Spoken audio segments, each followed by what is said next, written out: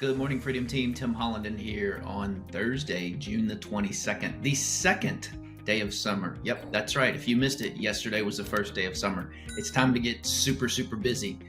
Listen, a couple weeks ago, I mentioned taking a listing, holding it open for the neighbors prior to the open house. I hope you've all done that. I did that, I believe, 2 weeks ago. Those of you that have taken a listing, hope you've done that. Shame on you if you haven't. That is the way to get yourself in front of the other neighbors and make one listing turn into 2 or 3 or 4. That's what I want to talk about again today. You know, buyers are scarce right now because of interest rates. You've got to have more focus on sellers. I heard somebody say if 50% of you or more of your business is buyers, you're a real estate salesperson. If 50% or more of your business is sellers, you actually have a real estate business. It's more controllable, more sustainable. So we've got to focus on listings, guys. Another way to do that, when you take that listing, in addition to holding it open the first weekend and inviting the neighbors, I want you to postcard the entire neighborhood. It's back to basics, guys. Some of you have not been in the business long enough to know what a regular real estate market is. That's what we're in. It's not hard. It's regular. You've been spoiled the last 2 years when there were tons of buyers and low interest rates and just buyers coming out of the woodwork. It was a little difficult because of multiple offers, but this is a normal market.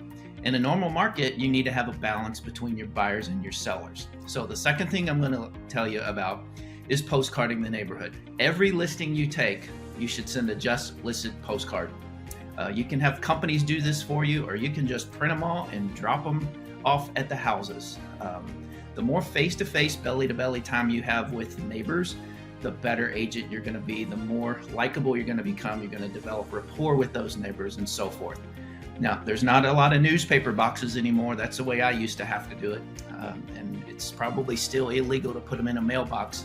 So your option is to stick them on the door. It's going to take a little longer, but that's the best thing to do. Just listed cards. The second you get it under contract, do it again. Under contract postcard. The second you walk away from the closing table that night, do a just so. They've seen you 3 times every time you've listed a house, and hopefully a 4th time if you held it open and invited the neighbors to come early. So I'm going to leave you with that today. Super important that we start focusing on sellers. Establish a geo farm is another great way to do it. You know, we've got the 4th of July coming up in less than 2 weeks. It's not too late to order 300 flags and create a card and 3-hole punch it twice and stick that card through the sign. It says, Tim Hollinden, your Crestwood area real estate expert. Call me if I can help in any way. You know, my kids used to go out with me and put those flags in every single yard in the neighborhood. And it's back to the basics, guys. So hope everyone has a great week. Happy second day of summer, and we'll see you soon. Reach out to one of your Freedom Team founding members if you need anything at all. We're here for you guys. Thanks.